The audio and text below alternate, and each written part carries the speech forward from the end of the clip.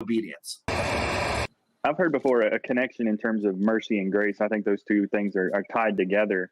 Mercy is God withholding what we do deserve. But when God is gracious, he's giving us what we do not deserve. And Christians need to be mindful of that. You may have to sacrifice in order to have to obey God. We need context, right? When we talk about authority in the scriptures and understanding the scriptures, we always have to talk about context. It was a profound saying from Genesis 2. But what he was saying is it was really a shadow of the relationship of Christians and Christ, the church and Christ himself. Notice in verse 13 of Acts chapter 8, right? Even Simon believed and was baptized. Simon Sorcerer is a really good example of this because it's very clear when you read Acts chapter 8 that Simon was saved. Nowhere does he say, I'm going to build my churches. Sometimes it's really hard, but you just can't quit. You got to keep going. And that's what Christianity is all about, is to keep going. And the New Testament is that by which we will be judged. Now these were more noble than those in Thessalonica. They received the word of God with all eagerness, examining the scriptures daily to find out if these things were so. Join us as we look into the inspired text of King Jesus with the same desire and approach to discover the will of God with Berean spirits.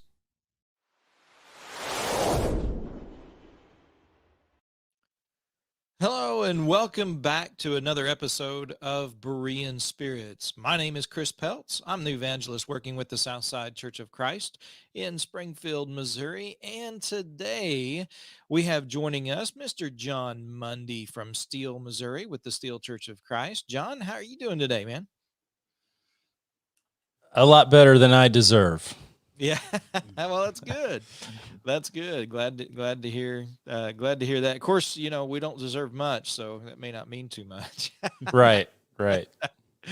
No, glad to have you on the program today. Appreciate you filling in for Mr. Josh Thornhill, who is away traveling and visiting family.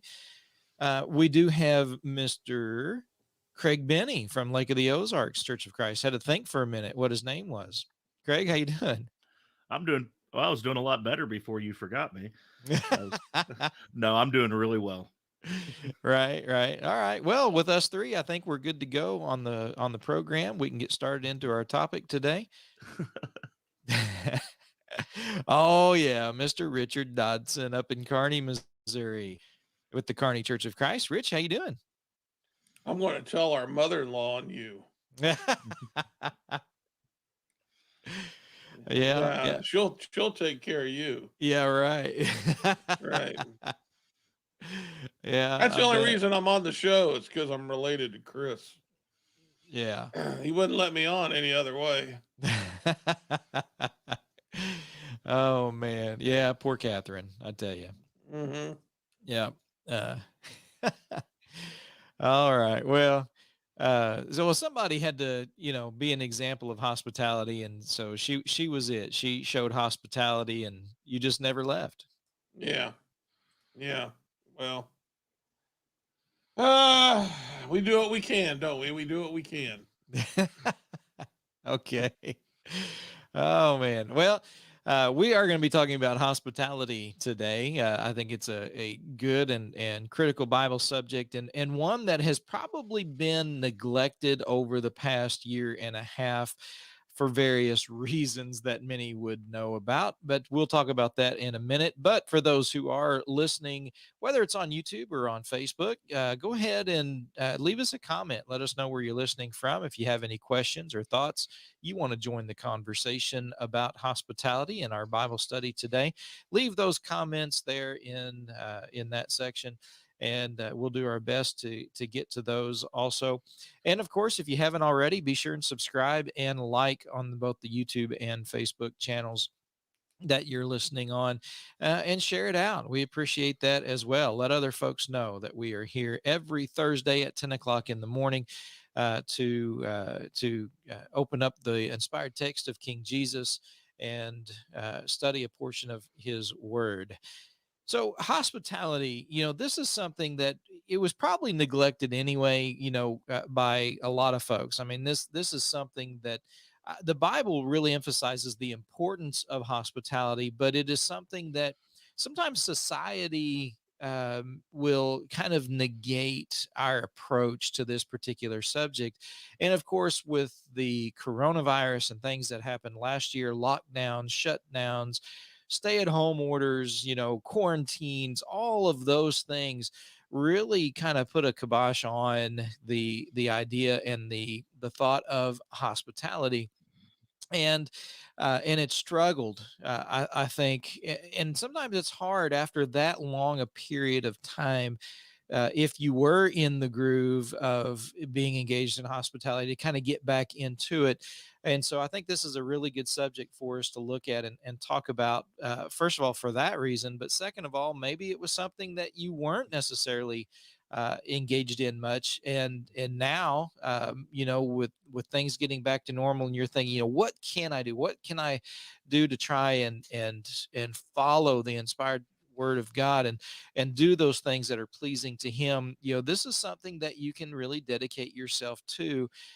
And hospitality is not only important, but we see it being practiced throughout the scriptures, and it is the teaching, we need to understand, transcends the time frames. It transcends the fact that we're reading about first century events, but the instruction is still true for us today. And probably one of the first examples that comes to mind in the New Testament for me would be Acts chapter 2, verse 42 through 47. Not only where it says they continued steadfast in the apostles' doctrine, the fellowship, breaking of bread, and in prayers, but he goes on to say that they were going house to house daily, helping and providing for one another's needs.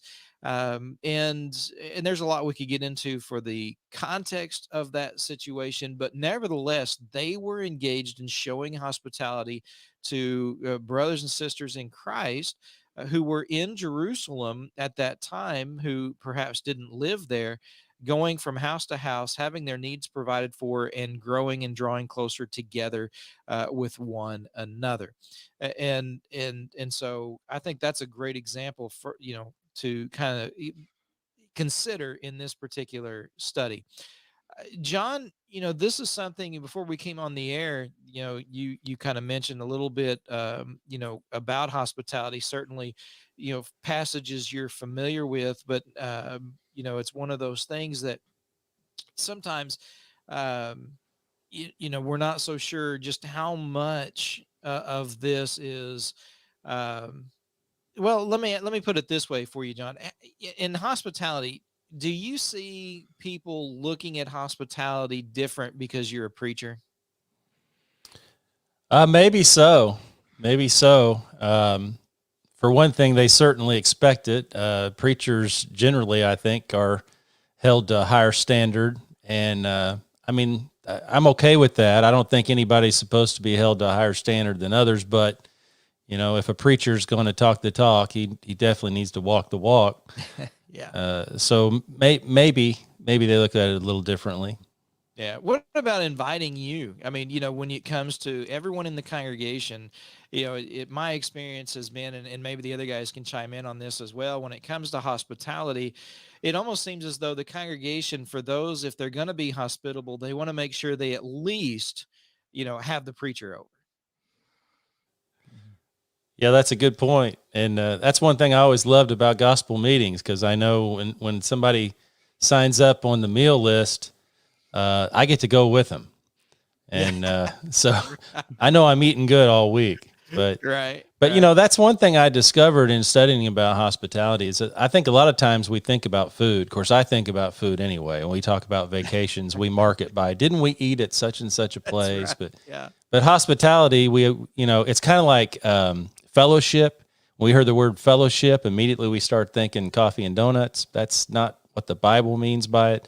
And hospitality is not necessarily food. I mean, Richard mentioned, before we went on the air, that basically it's love to strangers. And so, I start back with how much different would our history be if Rahab, the harlot, hadn't taken in those spies? I mean, she's in the lineage of Jesus, and how much would things have changed? I don't know if she fed them or not. I have to go back and read it, but I think the hospitality that was shown was her taking them and hiding them and recognizing that their God was the God. Yeah.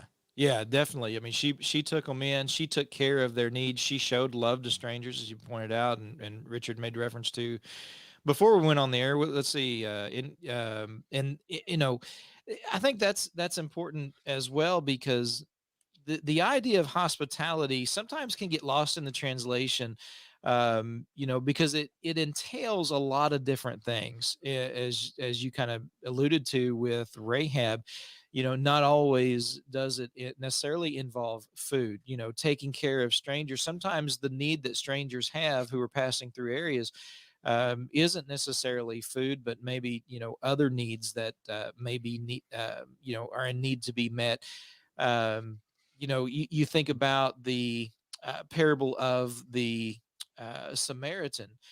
He showed hospitality, to that stranger who was beaten and left for dead on the side of the road, and taking him to an inn. And, so that was a way of showing hospitality as well. And certainly food was probably involved, but also just being able to stay somewhere, I think, is important as well. Craig, when you think about hospitality, is there anything, first, or any particular passage and text that comes to mind for you?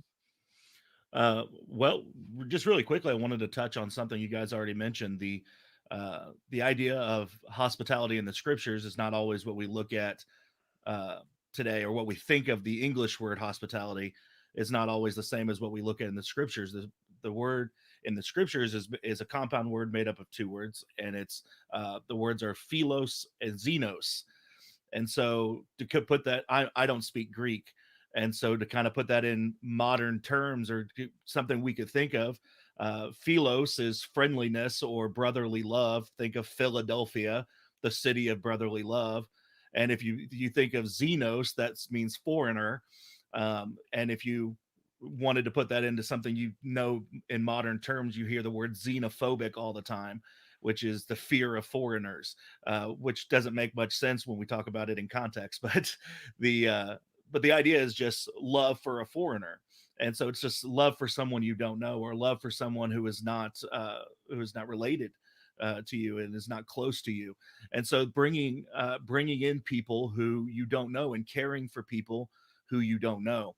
And so what you asked about what I think of hospitality. What verse do I go to? Well, I go to Matthew 25, when Jesus says, is dividing the sheep from the goats, and to the goats he says, or to the sheep he says, enter into paradise, because when I was thirsty you gave me something to drink, when I was hungry you fed me, when I was naked you clothed me, when I was sick you visited me, and in prison you came to me. All these things, he says, they said, when did we ever do this? He said, when you did it to any of these, the least of these, my brethren, you did it to me.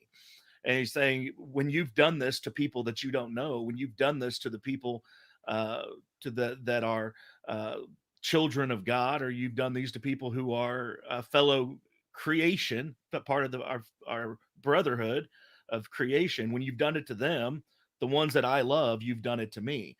And so this idea of the Christian, we always go to that. We talk about love, and that's really what this is, what we're talking about. We're having love for our fellow man, but we see it all through the New Testament, don't we? We mentioned this. I think we were talking about it before we got on live, but we see it so many times in the New Testament. You think of Lydia, when they preached to Lydia, she invited them, said, Lord, if you think me worthy, come into my home. The Philippian jailer did the same thing. They invited him into the home. It was so ingrained in the culture uh, in that area, that you would bring someone in to stay with you. And then, of course, the ministry of Jesus, he did nothing but sleep in other people's homes. Yeah, yeah. I mean, and I think that's it's important, I think, to understand the culture, first of all, to understand kind of some of the context of what's being talked about. But, as we mentioned earlier, this transcends that first century, idea and thought. I mean, this is a command that we are given. Peter in his writings talks very specifically, and I'm having a brain freeze right now. First Peter 3 or First Peter 4. It's 4:9. 4:9. Thank you very much, Craig. First Peter 4:9, makes it very clear that we are to be hospitable to one another. And that, it shows you that God is very serious about this particular subject. And the fact that he says one another, it shows that this isn't just for strangers. This is something for congregations. It is something for brethren. And there's a reason for that, which I know we'll get into. But, this particular text, I think, coupled with Romans chapter 12, where we prefer one another, and showing hospitality to one another, we see clearly that this is something that, first of all, we need to get into the mindset that this is something we should be doing. We need to be doing. And Richard, when you think about hospitality, we've already mentioned it's not always food, and you generally we think about that means you have to open up your home, which isn't always necessarily the case either.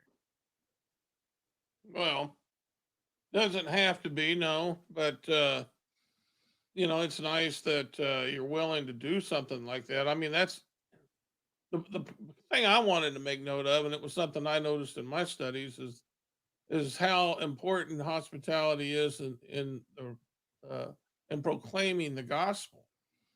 Because in Matthew chapter 10, when Jesus sent them out, what we talk about as a limited commission, they were supposed to get by on others' hospitality. I mean, that's how they were supposed to be able to survive the work. And then Lydia, what's that, Acts 16? Yeah. Yeah, well, Lydia, when she was baptized, when she heard the gospel, what did she do? She says, if you judge me faithful, come and stay in my home. And so, we can see how she was able, hospitality is an enabler. And in that case, you're opening up your home and you're feeding people. And of course, it doesn't have to be in your home. You can help people, as we already pointed out, the Good Samaritan. He was able to take an injured person to an inn, and it was practiced there. But you need to be. You can enable other people to proclaim the gospel by being hospitable. Yeah, absolutely. Sometimes a stranger comes into services. You can take them to lunch. You come across somebody, just out and about during the week, and you invite them to go and sit down and talk. And you're right, it is an opportunity to evangelize. It's an opportunity to get to know someone and share with them the gospel of Christ as well. And John, this particular idea, of whether it's your home, whether it's somewhere else, it is a good opportunity for us to share, all kinds of things, but particularly the gospel of Christ with someone. Oh, absolutely. And I want to amen Richard's comment that is such an integral part of sharing the gospel. People need to see your attitude. But I also want to bring up something that really struck me is that we need to also be impressed with accepting hospitality. Richard brought up when Jesus sent these men out, this is also recorded in Luke 9, he said, take nothing with you. And that just showed that they needed to realize their dependence upon God. And when Jesus was tempted by the devil, he quoted from Deuteronomy chapter 8 that man shall not live by bread alone, but by every word that proceeds from the mouth of God. And if you go back and look at Deuteronomy 8, God made them hunger to test them. They needed to be dependent on him. And I don't care who you are, you're dependent on God, and most of us are dependent on somebody else. My sister-in-law, a lot of times she'll thank me for things that I do for her mom and dad, my mother-in-law and father-in-law. And I just tell her, look, I've got selfish motives. I mean, her mother and father, when my wife and I, when we were first married, we had to live with them for a couple months because we were really struggling. They had to give us some money for groceries for a few weeks. And that kindness that they showed will never be forgotten by me. And I will spend the rest of my life trying to repay the kindness that they showed me. But let's remember, Jesus ate with tax collectors and sinners. The Pharisees didn't like it much, but he accepted their hospitality. Will we accept hospitality?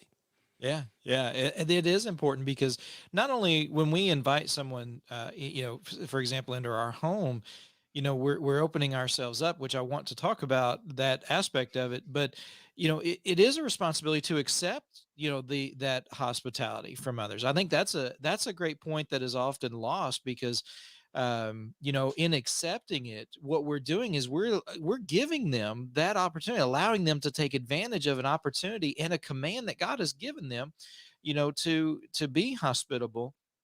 And rather than making things more difficult on folks by saying no, um, you know in being faithful to God, it is something we should be willing and say yes to. This is something, and I want to, and you guys may want to talk about something briefly before getting into this, but I want to talk about the value and the importance of this for local congregations, especially. We can talk about with strangers, which we've mentioned already, and the opportunity to evangelize. But I want to talk about particularly the advantage that we have to grow together and get to know one another as a congregation, because we stress being a family, we stress being that household of God. And probably one of our most vulnerable places and vulnerable situations that we would find ourselves in would be opening up our home, to those around us and coming in, because there the walls are down, so to speak, figuratively speaking. They're seeing how we live, what is, the main, place where we spend our time. So much about ourselves is opened up to them. And it takes a little bit of trust. It takes a little bit of willingness to open up. But that's where we're going to draw closer to one another. That's where congregations are truly going to be able to grow closer to one another, and build those relationships when we practice hospitality one to another, guys. Well, I was just thinking about how God uh, relies on Christians to he may be counting on us to be hospitable. That's easy for me to say. Hospitable for a specific purpose. Maybe it's for the reason you just gave. Maybe it's uh, to aid in proclaiming the gospel, as we just said. But the Lord may be counting on us to be hospitable so that he can carry out his purpose, whatever purpose that may be. All we know is that he told us to be hospitable. And so we need to be ready to do that very thing so that the Lord can carry out his purpose. We sing a song at Carney, Christ has no hands but our hands. Uh, that always kind of bothered me because the Lord's going to find a way to do his work, whether I'm here or not. But I get the gist of the song. The Lord is expecting us to carry the load. In other words, he's expecting us to meet our responsibilities. And, hospitality is a responsibility that each and every one of us has. It is a qualification of the elders. And not only that, it was even, when we talk about the widow indeed, uh, what passage was that? First, Timothy 5. thank you. First Timothy 5:9. Yes. Um, when we think about that, even she was put to practice hospitality. So, the Lord's counting on us. I mean, he's expecting us to come through for him. so he can carry out that purpose. Now, it might be, Chris, maybe there is a young person who is away from home. Perhaps he's going to college. That's a scary time. And, he's away from his family for the first time. He visits a church, and, he needs to be encouraged. He needs to be edified. He needs to be built up. He's not getting the, the meals that he used to get at home. And so, what can someone do, at the church that he's attending? Well, they can get to know him. I got to know my wife that very way. I mean, it was my sister who practiced hospitality to my wife because she was away at school that enabled me to even meet my wife. So, you can aid in that manner. And I'm just using that as an example. You can use for young people that helps calm them down, helps them feel a little bit more at home, helps them get to know people, but it gives them a good home cooked meal too. And there's trust that develops. And, the Lord is counting on us to do that very thing. Now, it could be for an older person. Older people there may be those who are widowers or widows, and they may not be able to care for themselves as they used to. Well, what better way to go and for Christians to go to their home and help them out, clean their house for them, take them a meal, visit with them, play a game with them, pray with them, just practice hospitality. And that very well may be what they're praying for, and you may be the answer to their prayers, and it may be the Lord providing through you. So if we don't practice hospitality, we're letting the Lord down. Yeah. Craig, there was something you had mentioned a couple of weeks ago. I don't remember if it was last week or the week before, but you had mentioned something that there are certain things that preachers do, um, that we do not because we're preachers, right? We Yeah, do it because we're Christians. And wouldn't this fall into that kind of that same aspect? absolutely. We were the conversation we were having on it was during our work of the evangelists show. And yeah, there are things that people kind of what we talked about earlier. There's a higher expectation placed on preachers. Um, Not that there shouldn't be a higher expectation placed on preachers. Not that there shouldn't be a high expectation placed. Uh, but Christians should have a high expectation in general, and the preachers are included in that. And part of that is being given to hospitality. And there's a lot to be said about that. First of all, Titus, when he was sent out, Paul wrote the letter to Titus. He told him to, when he's going into these churches, to set things in order, set in order the things that are lacking. And so, specifically in context, he's talking about the work of the elders, appointing elders. And one of the as Richard mentioned earlier, one of the qualifications for elders is being given to hospitality. And so that's one of the things that he was to set in order. And how are we going to do that without showing that example? How are we going to tell other people to be be hospitable, as John was pointing out, if we ourselves aren't willing to do what we're saying to do? We need to be ourselves given the hospitality.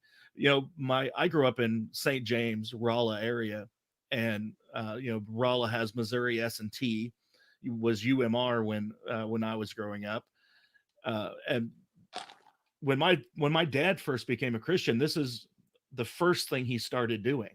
He couldn't do a lot of other things. He wasn't good at teaching. He wasn't good at song leading.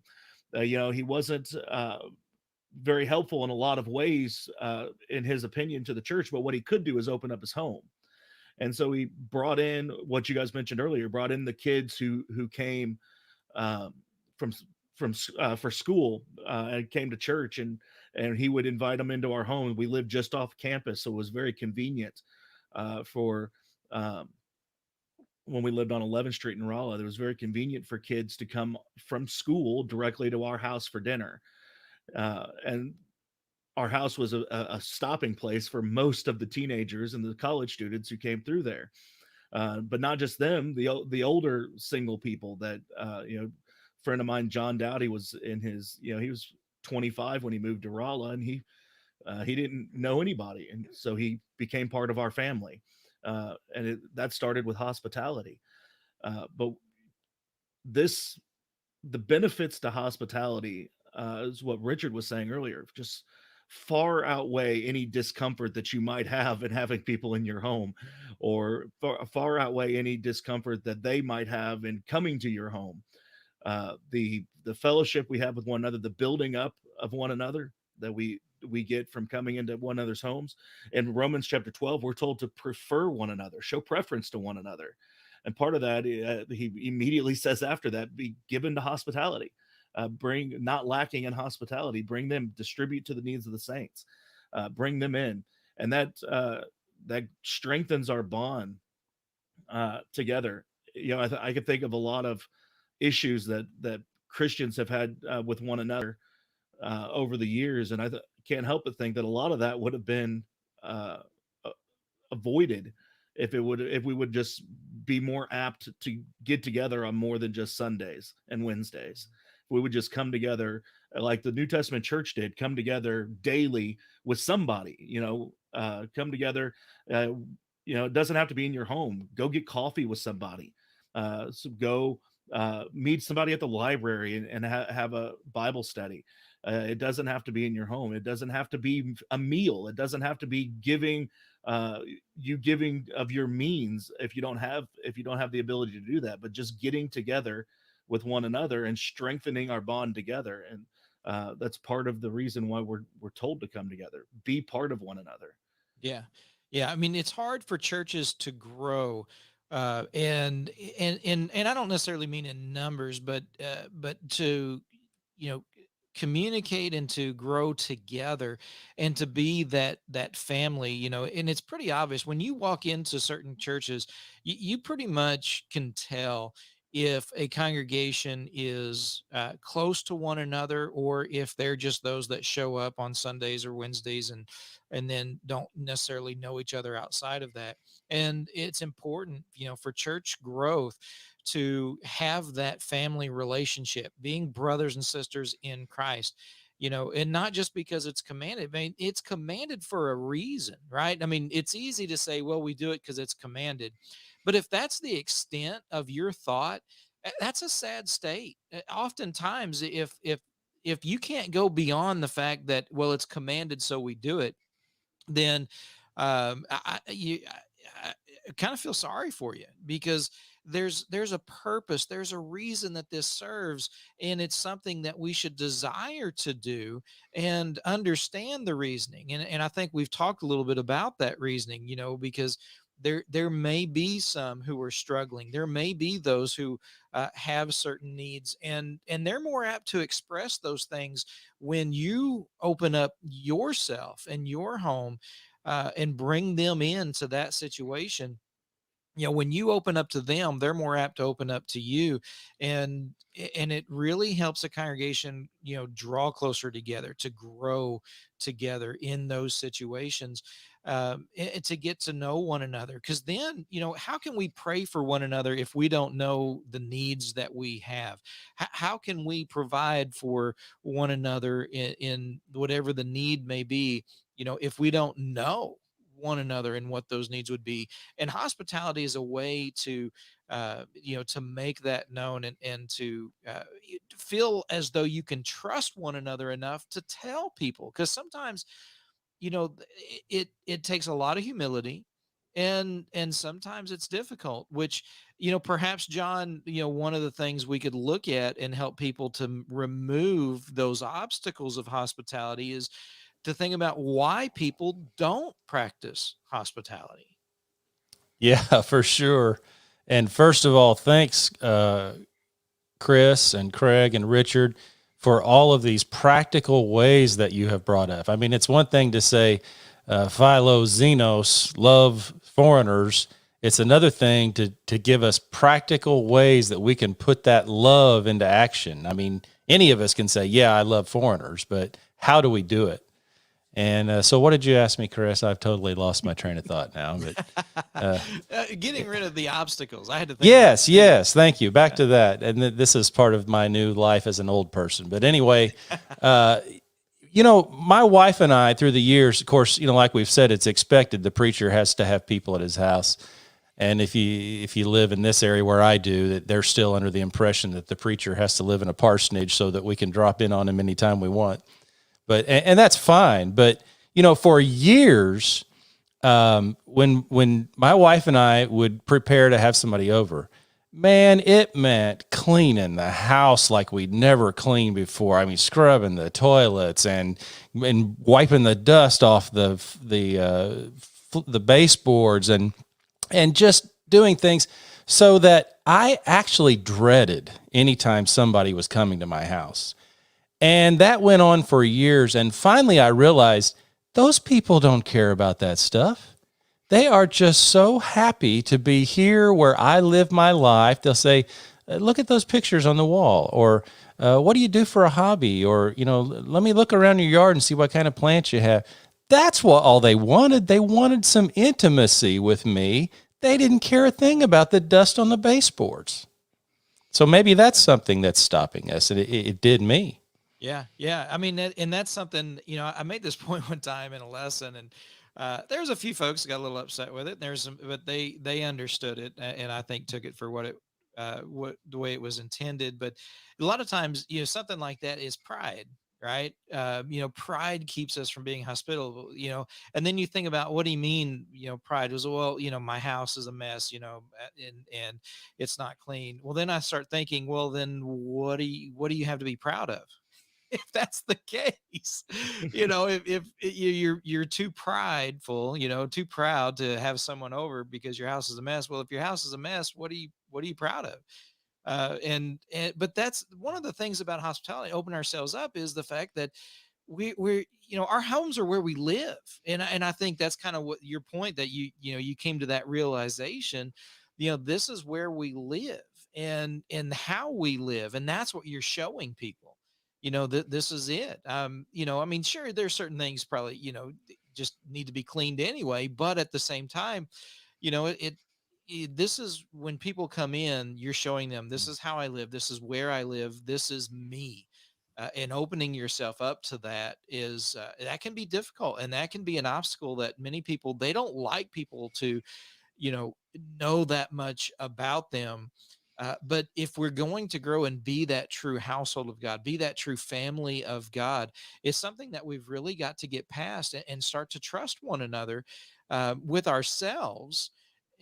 And I think what we'll see is congregations that are closer, knit together, and really striving to do their part, because they recognize that there are certain things that some are better at, some are able to do, and things that you're able to do, and the encouragement I mean, there's all kinds of things we could talk about it in this, but I'll throw it over to Richard and see what he wants to add to all this. Well, I was reminding myself of a time when I was in Georgia, uh, coming back from Florida, and I don't know anything about this church. I've only been there once, but I stopped off there, and they only had a handful of people there for Bible class on Sunday morning. And I thought, well, this is, they got an awful big church. I mean, this auditorium was big. But as soon as Bible class ended, I mean, the place packed up. There was over 200 people. And, I was talking to people. They were very, very friendly. I mean, it's that Southern hospitality. But I come to find out that they were practicing hospitality, is what they were doing. For instance, there was one group that uh, he was out there, and they were hunting boar, and they were out so late, all these brethren hunting boar, that they couldn't get up and come to Bible class, so they slept in. So, you know, uh, hospitality is important, but you got to make sure that you don't put that in place of other responsibilities. Like, we need to be coming together to study with one another and, making sure that we meet our responsibilities there. So, hospitality is important, just like everything is, but it has its place. Sure. Yeah. Craig, any other last thoughts you want to bring up? Galatians chapter 6, we're told to not grow weary in doing good works. Uh, we're told to, as often as we have opportunity, do good to all men, especially those of the household of faith. And so we kind of work on what we've been talking about here. Uh, it, the question is hospitality a good thing? Is it a good work? Well, absolutely it is. Sometimes we grow weary in doing that. Sometimes it uh, it seems like we're the only ones doing that, maybe, and we're starting to get tired of it, or we have too many people coming and going. If you're introverted, that might be something that you struggle with. Uh, told don't lose heart in that. Don't grow weary in doing good. Always be given to do this, and I think that we need to be prepared to do this. And so in our lives, have a game plan, have something set in motion. We have plans for, if something comes up, what are we going to do about it? We should be making plans for this. If we have the opportunity to have people over into our homes, this is obviously not the only form of hospitality, is what we've been saying, but it's definitely the most frequent one that we talk about. But if we have that opportunity, we should be prepared to do it. And so that will help us a little bit. If you want to talk about practical advice, that's, I go to preach at the church in Oak Grove down by St. James once a month. The elders or the congregation there has invites me once a month to come preach on a Sunday evening. They support me here at the lake. Uh, and I always go. Obviously, I go if I have the opportunity to preach for them. I go and preach for them. And every single time I've gone down there, one of the members, most of the time it's Steve Heltebrand, but Steve and his wife Nina, but they always invite me over after evening services for snacks or dinner and conversation and such. And what I've noticed is when I go, it's not just me. They bring me into their home, but they also half the congregation shows up as well. And a lot of times some of the young people from in town and the congregation in St. James come out to Stephen Nina's house after their services is over. And so they're always, it's a good example. They're always ready to have people into their homes. And sometimes people that they don't expect to show up, but they're always ready to put something together. They're always ready to have people over. They're always ready to entertain in that way. But they're also always ready to offer me a bedroom to sleep in if I'm there too late at night. If I stay too late, one of the members always offers me a bedroom. And so they're just be practical about it. Be ready to help people when the need arises. And it won't be so burdensome when it does arise because you've already prepared for it. Yeah, no, I think that's a great point and some great examples too. John, some last thoughts? Well, first of all, thank you for allowing me to be a part of this and forcing me to study more about it. And your insights, Chris, Craig, and Richard, have been so much appreciated. And I just wanted to remember with you a couple things about this. Chris, you had mentioned earlier, things that are shoot-offs of hospitality.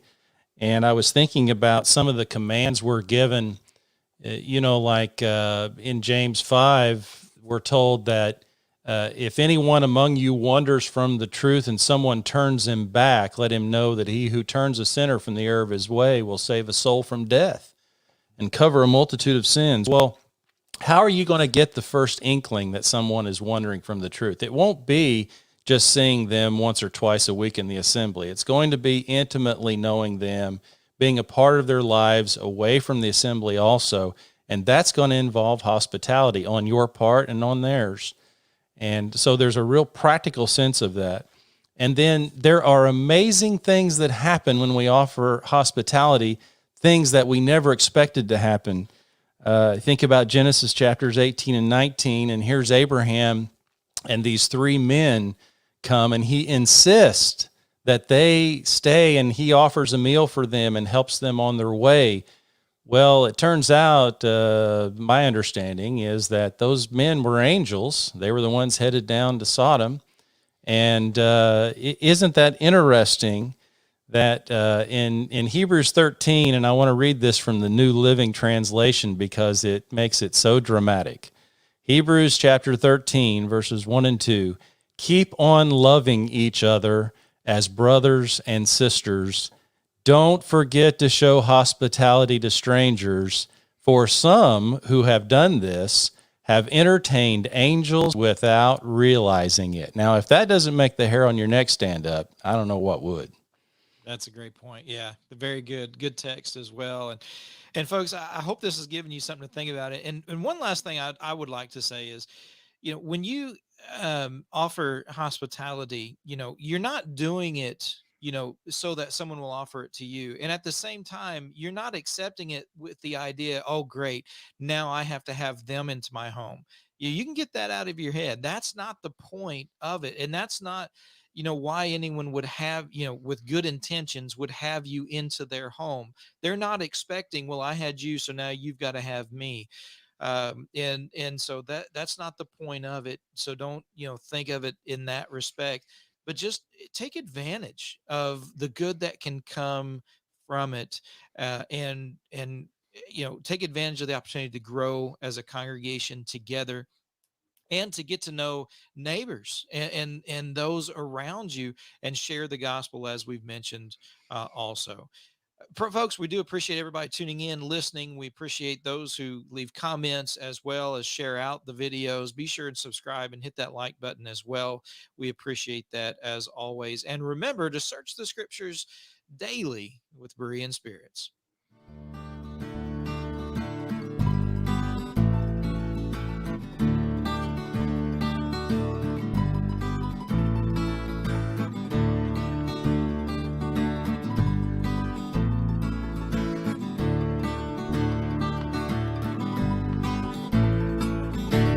Thank you for watching Berean Spirits.